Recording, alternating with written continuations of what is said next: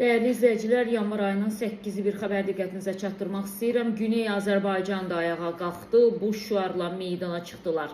Aydın şüarları və tarixi tələbləri ilə Güney Azərbaycan İranda davam edən proseslərdə mübarizənin ön cəbhəsində dayanır. Bu barədə Azad İran Telegram kanalı məlumat yayıb. Ötən əsrin təcrübəsi göstərdi ki, Azərbaycan milləti nə keçmişin avtoritar nizamını təkrar qəbul edir, nə də xalqı ayrı-seçkilik və mərkəzçi layihələr çərçivəsində məhdudlaşdırmaq mümkündür. Bugün Güney Azərbaycanın bəzi bölgələrində diktaturaya və müstəmləkəçiliyə qarşı etirazlar və tətillər başlayıb. Şübhəsiz ki, Güney Azərbaycan bugünə qədər rejimi dəstəkləmək üçün deyil, tarixdəki mürtəci cərəyanları rədd etmək üçün səbir göstərib. Lakin Türk milləti artıq səbri məqbul hesab etmir və mübarizənin ön cəbhəsində tələbləri üçün rejimə qarşı açıq şəkildə şüarlarla çıxış edirlər. Güney Azərbaycanın fundamental şüarı xüsusən də azadlıq, ədalət, milli hökumət müstəmləkəçiliyinin aradan qaldırılmasını və şüurlu siyasi iradəni əks etdirir deyə